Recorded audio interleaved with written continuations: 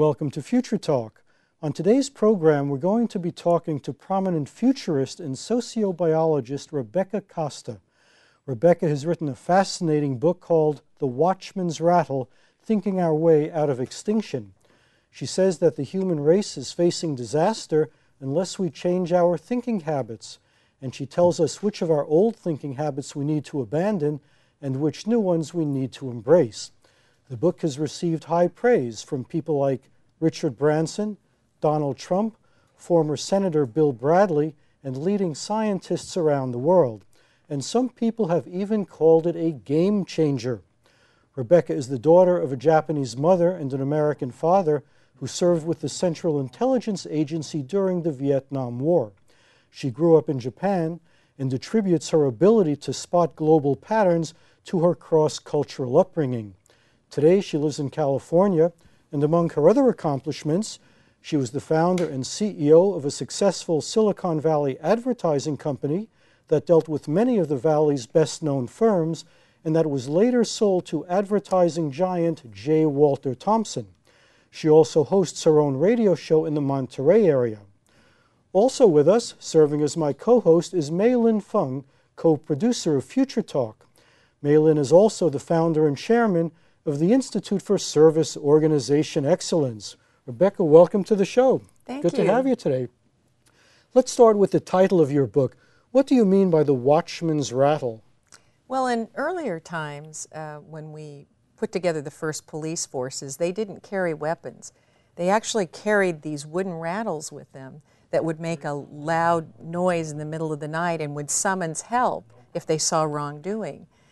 And so, to a certain extent, this book is a summons for people to pay attention, to wake up, and to come and help each other. So you're sounding an alarm? I am sounding an alarm, yes. And what should we be alarmed about? What are the big problems that we should be worried about? Well, I think when we look around today, people are very constricted and paralyzed by the amount of complexity that they have to deal with in day-to-day life.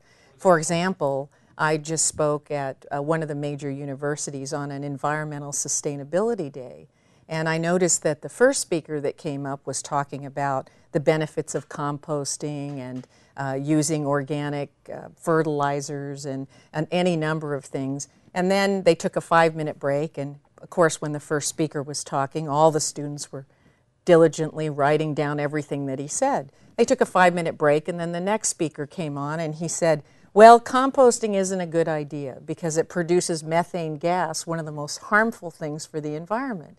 And he said, and by the way, organic fertilizers have tons of nitrates in them which leach into the water table, and that's not good. So of course then the students were crossing off all these alternatives. We're so paralyzed by the complexity that we have to deal with. Nobody can explain the derivatives market. We don't know if vaccines are good or not good for us, whether they cause autism. So you're saying we need to make things more simple, they're too complicated, and we have to somehow simplify them? Well, we have to remember that we're trapped in a biological spacesuit. And whether we like it or not, this biological spacesuit is governed by the rate at which we can adapt and create new evolutionary features. So the big discovery here is that human societies cannot progress any faster than evolution will permit.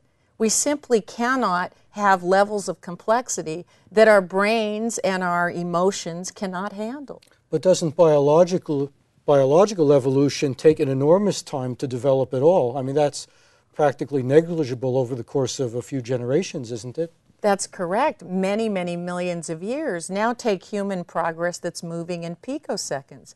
Eventually, we can argue whether it's today or next month or next year, but eventually the clocks must meet.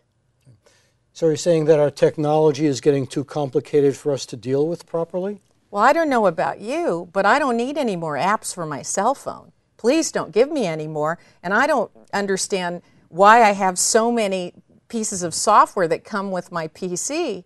I see all these icons at the bottom of my computer, and I don't need all those. I don't even want them. And I don't have the time to discover whether I would ever use them. So is the problem that we have too much complexity, or we're simply not intelligent enough to deal with the complexity we have?